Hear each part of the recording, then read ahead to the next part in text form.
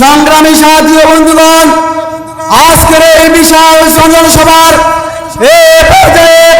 প্রধান অতিথির বক্তব্য নিয়ে আসছেন এদেশের লাখো কোটি মানুষের ধর্মীয় আধ্যাত্মিক আবার জুলাই বিপ্লবের অন্যতম সৈনিক মুফতি সৈয়দ মোহাম্মদ ফয়জুল করিম সাহেবকে চরমনাই। আলহাজ মুফতি সৈয়দ মোহাম্মদ ফয়জুল করিম সাহেবকে চরমনাই। আসসালামু আলাইকুম ওয়া রাহমাতুল্লাহি ওয়া বারাকাতুহু। নাহমাদু ওয়া নুসাল্লি আলা রাসূলিহিল কারীম, আম্মা বাদ। আউযু বিল্লাহি মিনাশ শাইতানির রাজীম। বিসমিল্লাহির রাহমানির রাহিম। ইনিল হুকমু ইল্লা লিল্লাহ। সবাই দুরূদ শরীফ পড়ো। আল্লাহুম্মা সাল্লি আলা মুহাম্মাদিন নাবিয়্যিল উম্মি ওয়া আলিহি ওয়া সাল্লাম তাসলিমা। ইসলামী আন্দোলন বাংলাদেশ বগুড়া জেলা শাখা কর্তৃক আয়োজিত আজকের সম্মেলনের সম্মানিত সভাপতি সেরেতাজ, সম্মানিত ওলামায়ে কেরাম, সর্বস্তরের ইসলাম প্রিয় দেশপ্রেমিক ভাইয়েরা আমার,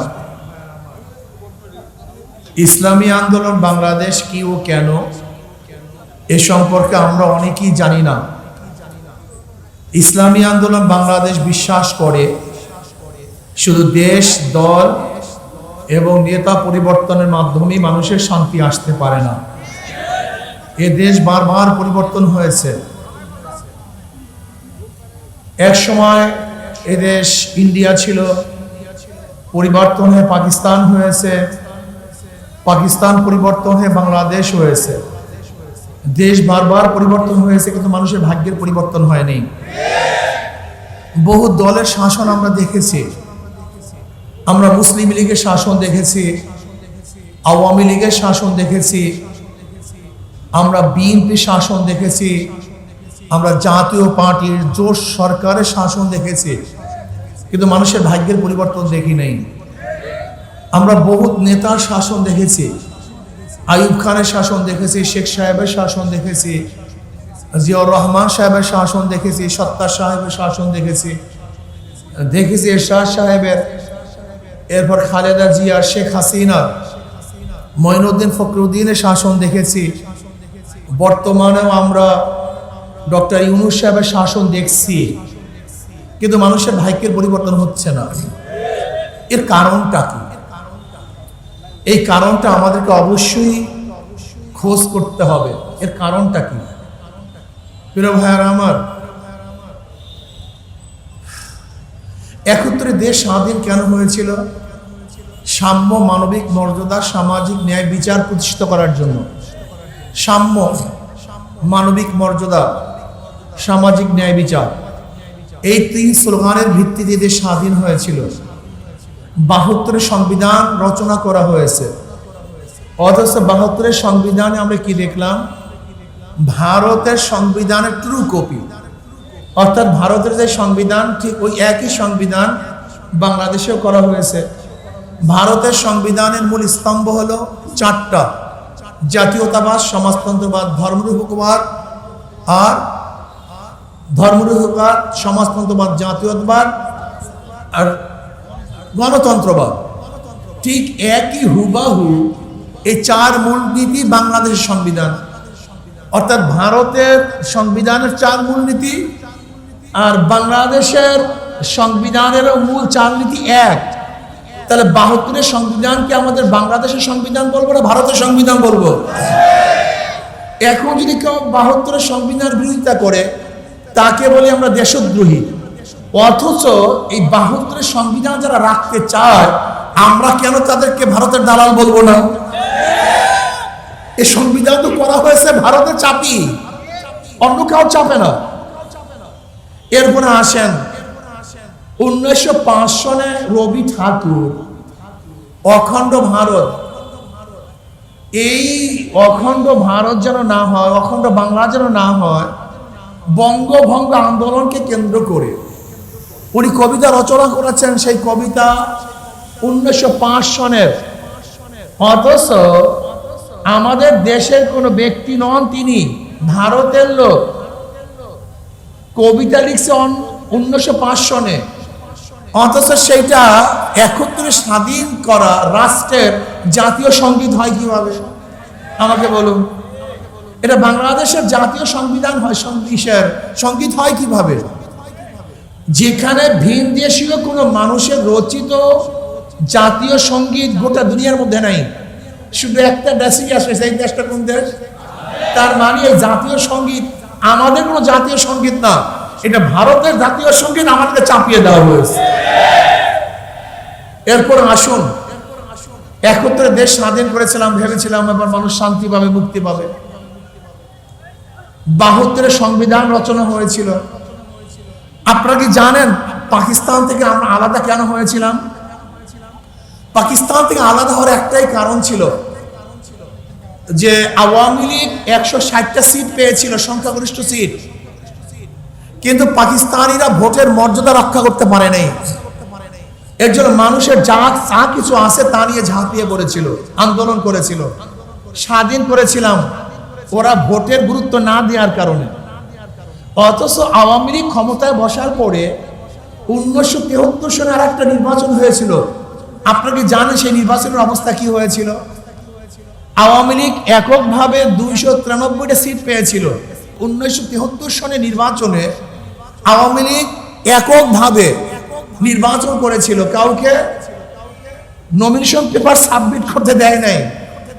জোর করে অবৈধভাবে তারা সেন্টার দখল করেছিল। মোস্তাক সাহেবকে তারা দাউদকান্দির থেকে হেলিকপ্টারে ভোটের বাক্স নিয়ে এসে এই আওয়ামী লীগ তাকে কিন্তু পাশ করিয়েছিল। পাকিস্তানের বিরুদ্ধে আন্দোলন করেছিলাম ভোটের অধিকার প্রয়োগ করার জন্য, অথচ ২ বছর পরই সে আওয়ামী লীগ আবার ভোটের অধিকার হরণ করেছে। ৭৫ আওয়ামী লীগ দুনিয়ার থেকে বিদায়। ৭৫ সনই আমাদের এই দেশের গৌরব, আপনাদের এই বগুড়ার গৌরব, জিয়াউর রহমান সাহেব ক্ষমতায় বসছিলেন। তার ক্ষমতায় বসার তারিখ ছিল ৭৫ ডিসেম্বর মাসে তিনি ক্ষমতায় বসছিলেন। কেন ক্ষমতায় বসছিলেন, কিভাবে ক্ষমতায় বসছিলেন আপনারা সবাই জানেন। উনি ক্ষমতায় বসছিলেন ৭৫, নির্বাচন দিয়েছিলেন ৭৯-তে। এখন যারা নির্বাচনে চিল্লাইতেছেন, তো উনি ৭৫ ক্ষমতায় বসার পরে ৭৯-তে নির্বাচন দেন। সময় কত বছর? প্রায় ৪ বছরের বেশি, প্রায় ৪ বছর ৬ মাস। এই সময়টুকু আপনি কোন সংবিধানের আওতায় ক্ষমতায় ছিলেন? জিয়াউর রহমান সাহেব দেশ পরিচালনা করলেন, ভালো করার চেষ্টা করেছেন। উনিও দুনিয়া থেকে বিদায় হলেন। ওনার আদর্শ, ওনার নিয়ম, ওনার কানুন প্রচার করে সত্তার সাহেবকে ক্ষমতায় বসালাম, কিন্তু সত্তার সাহেব থাকতে পারলেন না। এরশাদ সাহেব ঘাড় ধাক্কা দিয়ে তাকে বিদায় দিলেন। তিনি প্রায় ৯ বছরের উপরে ছিলেন ক্ষমতায়, আবার আন্দোলন সংগ্রাম করে জিয়াউর রহমান সাহেবের আদর্শ বিক্রি করে। জিয়াউর রহমান সাহেব ভালো ছিলেন, আদর্শবান ছিলেন, নীতিবান ছিলেন, দেশপ্রেমিক ছিলেন। ওনার ভাঙ্গা সুটকেস ছিল, ওনার কোনো অর্থ ছিল না, ব্যাংক ব্যালেন্স ছিল না। ওনার আদর্শ, ওনার বক্তব্য প্রচার করে আমরা ১৯৯১ সনে তার স্ত্রীকে, সহধর্মিণীকে আমরা ক্ষমতায় বসালাম। উনি ১৯৯১ সনে ক্ষমতায় বসলেন, কিন্তু ৯৬ পর্যন্ত দেশ দুর্নীতিতে কয়বার চ্যাম্পিয়ন হয়েছে? ৩ বার। খুব ভালো মতো বোঝার চেষ্টা করবেন। আদর্শ বিক্রি করছি জিয়াউর রহমান সাহেবের, বসাইছি তার স্ত্রীকে। উনি পারফরমেন্স কি দেখালেন? মাত্র ৫ বছরের দেশ দুর্নীতিতে ৩ বার বিশ্ব চ্যাম্পিয়ন করছেন, বেশি না। ১৯৯৬ সালে নির্বাচন হয়েছিল, আপনারা জানেন কিনা আমি জানি না, ১৫ই ফেব্রুয়ারি। ১৯৯৬ সনে ১৫ই ফেব্রুয়ারিটা নির্বাচন হয়েছিল, যে নির্বাচনে মাত্র ১৬ দিন ক্ষমতা ছিল বিএনপি। মনে আছে কিনা জানি না, ১৫ই ফেব্রুয়ারি নির্বাচন। ওই নির্বাচনটা হয়েছিল কেমন জানেন? ওই সে ১৯৭৩ সনে যে নির্বাচন, একক নির্বাচন, ঠিক বিএনপি কোটা নির্বাচন উপহার দিয়েছিল, সেই নির্বাচনে কাউকে অংশগ্রহণ করতে দেয় নাই, নিজেরা ক্ষমতা দখল করেছিল। মনে নেই আপনাদের? আবার আন্দোলন সংগ্রাম করে শেখ সাহেবের আদর্শ বিক্রি করে 1996-তে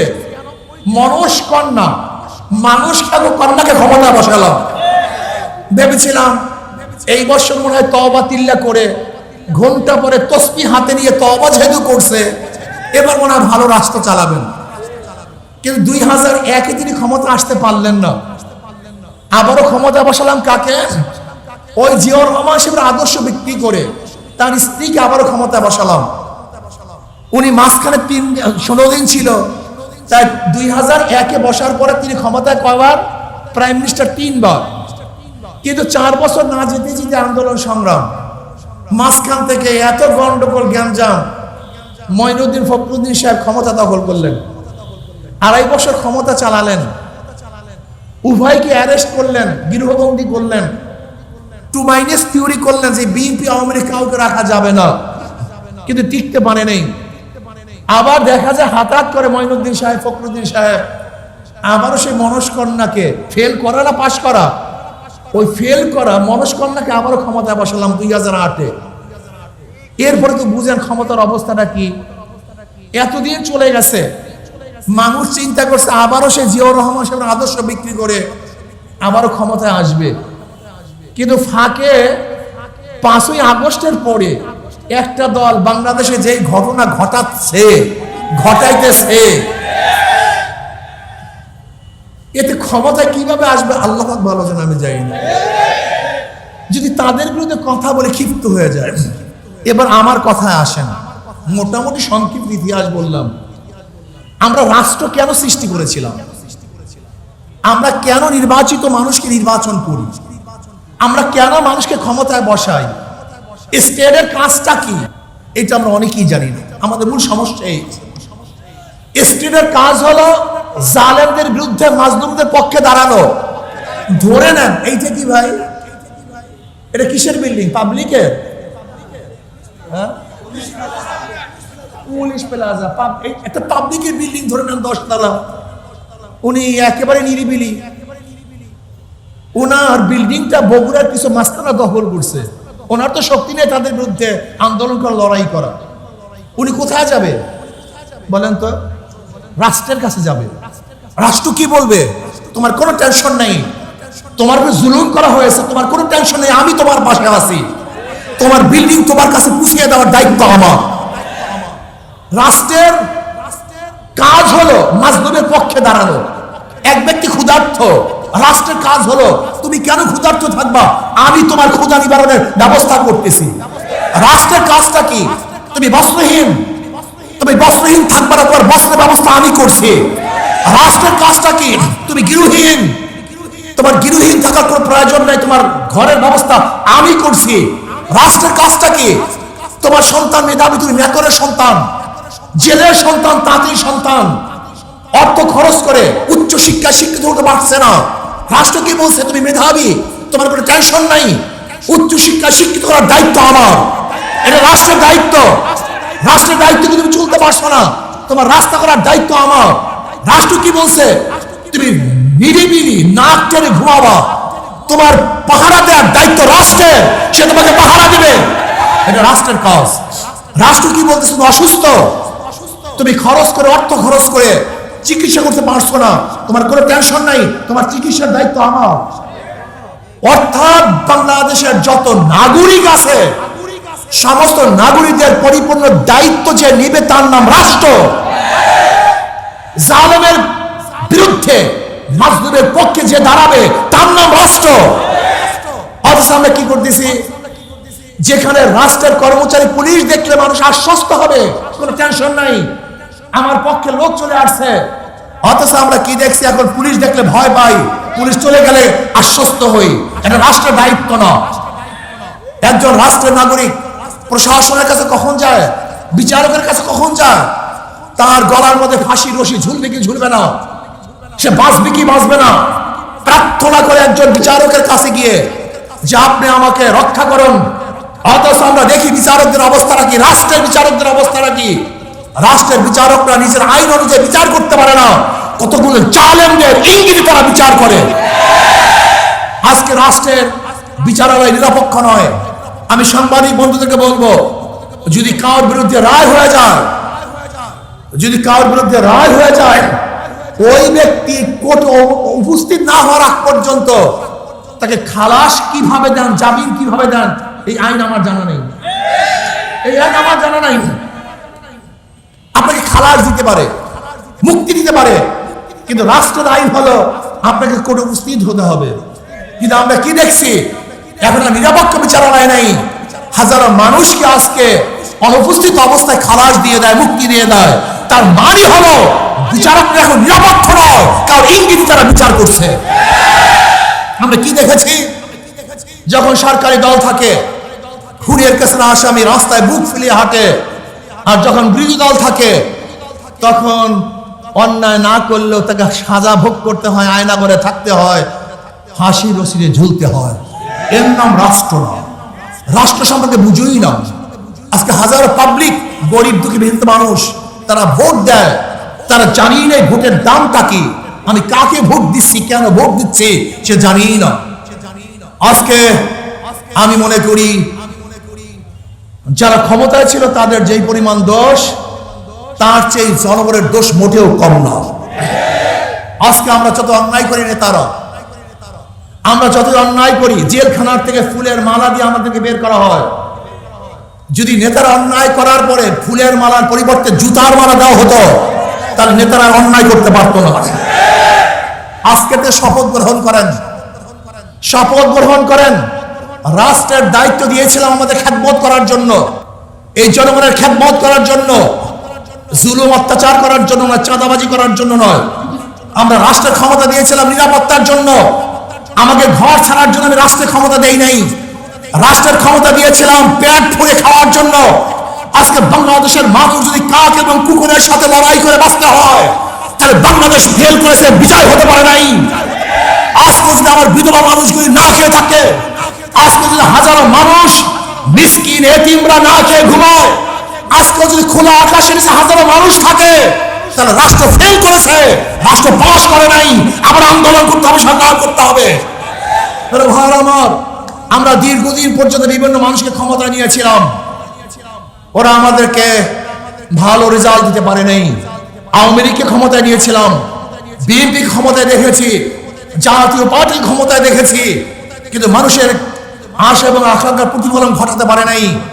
আমি অনুরোধ করবো, একটা বারে যদি ইসলামকে ক্ষমতায় নেন, ইসলাম দুনিয়াতে ফেল করার জন্য আসে না, পাস করার জন্য আসছে। যদি ইসলাম ফেল করে দ্বিতীয়বার পরীক্ষা নেওয়ার জন্যই আসবো না, আর কোনোদিন ভোট চাওয়ার জন্য আসবো না। ওদের সব জায়গায় ধোঁকা। যারা নৌকা নির্বাচন করে নিজেরা নৌকা চালাতে পারে না, যারা নাঙ্গলে নির্বাচন করে নিজেরা নাঙ্গল বইতে পারে না, যারা ধানের শীষে নির্বাচন করে কেউ ধান কাটতে পারে না। সমস্ত মার্কাগুলি গরিবদের। যে নির্বাচন করে সেও ঘুরাতে পারে, যারা করে তারা ঘুরাতে পারে। হাত পাকা চালাতে পারে পুরুষরা, হাত পাকা চালাতে পারে মহিলারা। হাত পাকা প্রয়োজন বড় লোকদের, হাত পাকা প্রয়োজন গরিবদের। আপনি কি জানেন কারেন্ট ফেল করে, হাত পাকা ফেল করে না? হাত পাকা প্রয়োজন মুসলমানদের, হাত পাকা প্রয়োজন হিন্দু বৌদ্ধ খ্রিস্টানদের। আমি বিশ্বাস করি কাউর মার্কা ঘুমের সময় বুকের উপরে থাকে না, নাঙ্গল বুকের উপরে থাকে না, ধানের শীষ ঘুমের সময় বুকের উপরে থাকে না, নৌকা বুকের উপরে থাকে না। একটা প্রতীক ঘুমের সময় বুকের উপরে থাকে, কলিজার উপরে থাকে, সেই প্রতীকটার নাম হাত পাখা। আমি বিশ্বাস করি হাত পাখা যদি বিজয় হয়, এই জনগণ বিজয় হবে। হাত পাখা বিজয় হয়, এই দেশ বিজয় হবে। হাত পাখা বিজয় হয়, গোটা ইসলামী শক্তি বিজয় হবে, মানবতা বিজয় হবে, এই দেশ মুক্তি হবে, শান্তি পাবে, প্রত্যেকের অধিকার বাস্তবায়ন হবে। কাজে আসুন, সব মার্কা দেখা শেষ, হাত পাখার বাংলাদেশ। সব মার্কা দেখা শেষ, হাত পাখার বাংলাদেশ। একটা বারের জন্য হাত পাকে পরীক্ষা করুন, ঠকবেন না, জিতবেন ইনশাআল্লাহ। রাজি আছেন না?